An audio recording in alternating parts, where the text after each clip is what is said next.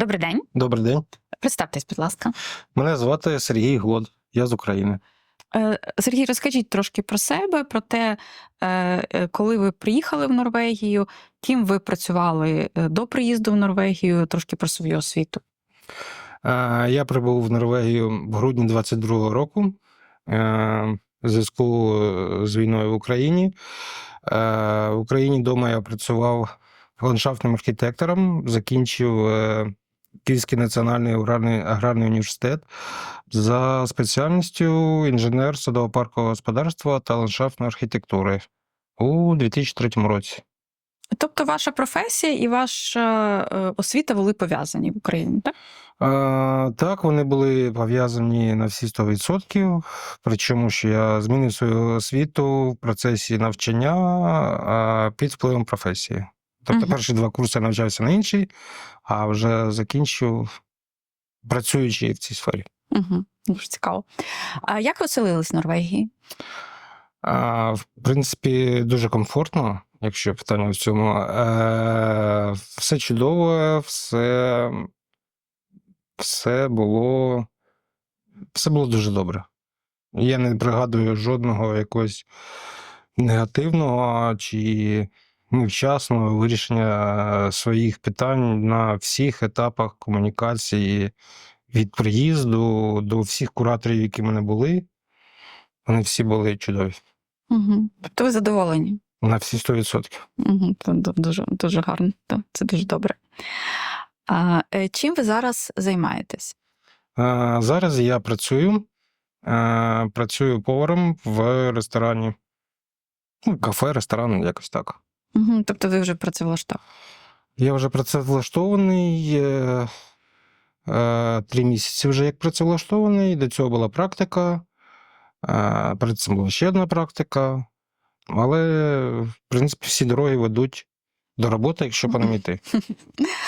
Можливо, за цей час ви вже більше року, майже 2 роки в Норвегії. Можливо, вам вдалося відкрити якийсь свій бізнес, чи якийсь свій проєкт, чи, можливо, хтось з вашого близького оточення має якийсь проєкт. Чи могли б ви трошки більше про це розказати? В мене були одні ідеї, зараз вони інші, але я планую відкривати свій бізнес в Норвегії, але на сьогодні я вважаю, що мені бракує трошки знань, як це зробити більш правильно, тому на сьогодні я ще більше навчаюсь. Навчаюсь на роботі, навчаюсь у норвежців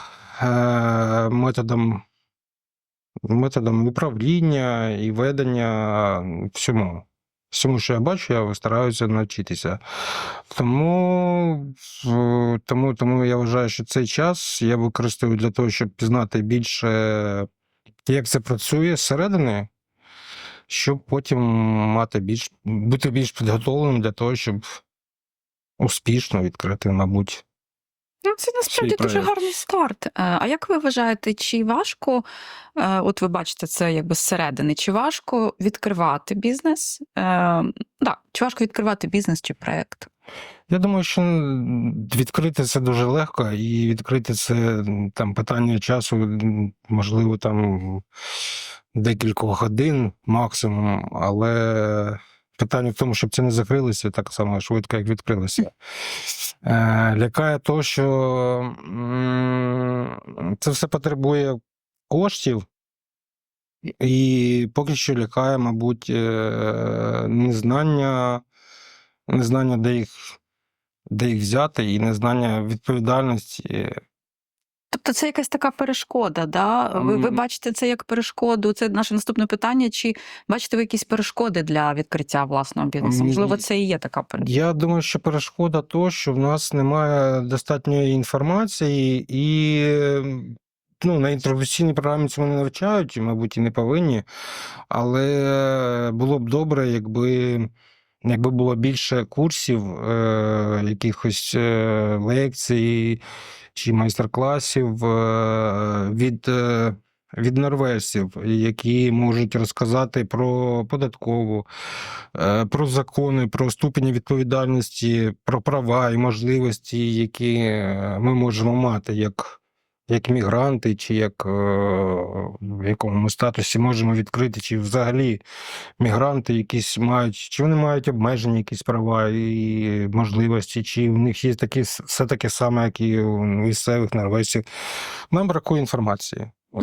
Якщо коротше, то нам потрібно більше курсів, більше лекцій, більше. Багато з нас, хто хоче відкрити і працювати, платити податки, розвиватися, інтегруватися, але нам потрібно більше знань. Крім курсів і такої підготовки, як ви вважаєте, що потрібно ще знати? Можливо, з якихось таких персональних знань, особистих знань? Було б непогано знати математику, звісно. Потрібно знати свою справу, з ким ти хочеш працювати. І відчувати, перш за все, твердо на своїх ногах. І, мабуть, треба знайомитися, більше розвивати якийсь нетворк і мати знайомих, спілкуватися про це, якщо не з усіма, то з багатьма, і зв'язок він так працює, що один знає другого, знає третього, і якось знайдуться точки дотику. Угу. А якого характеру потреби у вас виникають в розрізі цієї теми? Мабуть, була б непоганою потреба, коли ти працюєш, ти бачиш, як це працює зсередини, але було б непогано мати якісь щось схоже на спрог-кафе по вивченню мови, так само бесіди з підприємцями, які вже працюють, які можуть поділитися якимось своїм досвідом. Професійна комунікація. Так, професійна комунікація в цих сферах і з пов'язаними, тому що я думаю, що логістика, вона потрібна всім сферам, всьому бізнесу, і ці питання дуже багато виникають, а хто може привезти, а хто доставляє, а хто займається цим і іншим. Тому якби були такі професійні зустрічі, де обговорювалися, де вже діючі підприємці, бізнесмени могли ділитися порадами, якимось досвідом для тих, хто тільки це планує зробити. Я думаю, що це дозволило багатьом уникнути багатьох помилок. Це, до речі, дуже слушна ідея, дуже цікава ідея для розвитку. Так. Чи потребуєте ви сприяння і допомоги? І якщо ви потребуєте, то в чому? В чому це? Як це виражається? Важко сказати, тому що особисто мені сприяли у всьому. Започаткування, наприклад, проєкту або якоїсь справи. Мабуть, тут був би не лишнім і необхідним якийсь такий ментор чи куратор, який знає, якщо не все, то майже все, який би сказав, що спершу тобі потрібно йти туди або почати з цього, щоб не витрачати час, тому що час найцінніший ресурс, який є у всіх, і витрачати його просто на те, коли людина дивиться, що інша людина робить те, що не потрібно, то їй просто про це потрібно сказати, і це буде їй набагато легше. Тому, якби була можливість... Так, не провідник, там, не старший, якийсь там незамінник, щоб не відчувати себе там дитиною з дорослим, який буде тебе водити і все за тебе робити. Ні, просто людина, якій можна задавати питання і отримати відповіді на них. Я думаю, це було б круто. Так, це круто. Да. А що, на вашу думку, є необхідним для розвитку і для процвітання в Норвегії? Мабуть, терпіння, тому що норвежців є Я її ще не вивчив, але як вони кажуть, потрібно намазатися терпінням, то це потрібно зробити з першого дня прибуття. І, звичайно, терпіння це не то, що терпіти все, а терпіння не все вирішується одразу і Сьогодні до кінця дня. так, сьогодні до кінця дня. Ну, Це не так, як в Україні. Не так, як, да, це не так, як в Україні, і є свої регламенти, є свої закони, є своє. Просто треба чекати. Просто треба чекати і працювати. Не чекати на дивані, а просто чекати працюючи. Угу. І останнє питання до вас.